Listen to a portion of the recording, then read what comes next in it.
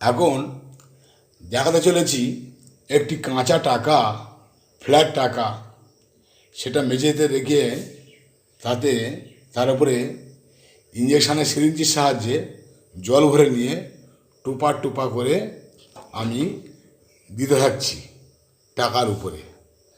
আর দেখতে চাচ্ছি কতটা জল ধারণ করতে পারে টাকা।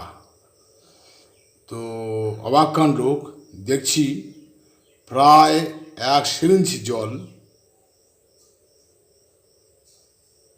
ডিসপোজেবল সিরিঞ্জ, সেটা প্রায় টাকা ধরে রেখেছে। এবং এখনও আমি দিতে থাকবো যতক্ষণ না ওভারলোড হয়ে জলটা পড়ে যায়। পড়ে গেল, মানে আর লোড নেই। Thank you. এখন দেখাতে চলেছি দেশলাইয়ের ট্রিক্স। দেশলাইটা লক্ষ্য করুন, দেশলাইটার একপারে আছে আপেল, আঙুর, ফলের ছবি, আর একপারে অন্য কিছু আছে, সেটা উল্টে দেখা যাচ্ছে ওপারেও একই ছবি, তাই নয়? দুপারে একই ছবি শো করছে, কিন্তু কোম্পানি কি না, দুপারে তো আলাদা ছবি। কীভাবে সম্ভব? যখনই ওঠাচ্ছে দুপারে একই ছবি হয়ে যাচ্ছে, এটাই ম্যাজিক। তো এখন দেখা পাচ্ছি পরের ম্যাজিক। কাঠিগুলো পরপর সাজানো আছে দেশলাইয়ের ভিতরে। তো বন্ধ করে দিলাম, উপর করে দিলাম।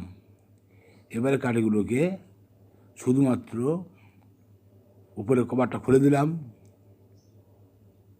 আস্তে করে কভারটা তুললাম, সব কাঠি পড়ে গেল। এটা কিন্তু ম্যাজিক নয়, অ্যাকচুয়ালি কাঠিগুলো যাতে না পড়ে সেটাই হবে ম্যাজিক। আমরা চেষ্টা করব এর পরের বারে সেইটাই দেখার, কীভাবে কাঠিগুলো না পড়ে একে অপরের সঙ্গে আটকে থাকে, সেটাই আজকে দেখার বিষয়। তো লক্ষ্য করুন কী হচ্ছে জিনিসটা। কাঠি দেশলাই ভর্তি আছে, উল্টে দেওয়া হলো, আস্তে করে কভারটা খুলে নেওয়া হলো, উপরের কভারটা, ভিতরে ফর্মাটা রয়েছে, কাঠিও রয়েছে, আস্তে করে তুলে নেওয়া হচ্ছে।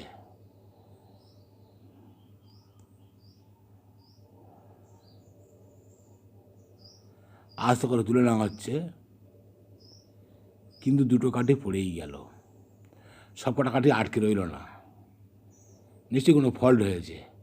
অ্যাকচুয়ালি কোনো কাঠি পড়ার কথা নয়। তো দেখা যাক এর পরের বারে কী হবে। কিছু কাঠি আটকে রয়েছে, কিন্তু দুটো কাঠি পড়ে গেল। অ্যাকচুয়ালি কোনো কাঠি পড়ার কথা নয়। তো দেখা যাক ম্যাজিকটা আর একবার করে দেখা যাক যদি সাকসেসফুলি করা যায় কি না। তো আবারও আটকে দেওয়া হলো, ঢুকিয়ে দেওয়া হলো কাঠিগুলো, এবং আস্তে করে দেশলাইটা উবুড় করে দেওয়া হলো। দেওয়ার পর আস্তে করে তোলা হচ্ছে। বাহ, ফ্যান্টাস্টিক ম্যাজিক! আর কোনো কাঠি পড়ছে না। কি সুন্দর একে অপরের গায়ে সেঁটে গেছে। ভাবছো কাঠি নেই ভিতরে? কাঠি তো আছেই। দেখা যাক উল্টালে কী বোঝা যায়। হ্যাঁ, দেখুন কাঠি ভর্তিই আছে। আচ্ছা, বার করলে না, দেখা যাক। কটা বার করেও দেখা গেল কাঠি ভর্তি, কিন্তু কাঠই পড়লো না। তো এর জন্যে একটা লাইক তো আশা করাই যায়। So like please, comment and share.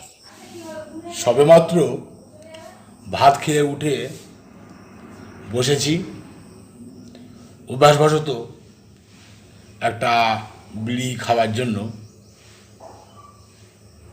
তো স্বভাবতই একটা লাইটার নিলাম বিড়ি খাওয়ার জন্য, কিন্তু দুর্ভাগ্যবশত লাইটারে গ্যাস নেই।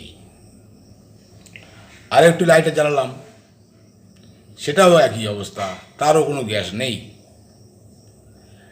তো একটা দেশলাই ছিল, এই এক্সপেরিমেন্ট করতে করতে দেড়ের কাঠি সব শেষ হয়ে গেছে। একটাই দেড়ের কাঠি ছিল, সেটাও ফ্লাশ করলাম, কিন্তু উপরে ফ্যান চলার জন্য সিলিং ফ্যানের হাওয়াতে কাঠিটাও লিবিয়ে গেল। তো বিড়ি খাওয়া প্রায় ভঙ্গ হতে চলেছে, কিন্তু বিড়ি তো খেতেই হবে। মনে পড়ে গেল একটা লেন্স আমার কাছে আছে, যেটা সাহায্যে আমি চেষ্টা করলে হয়তো খেতেও পারি।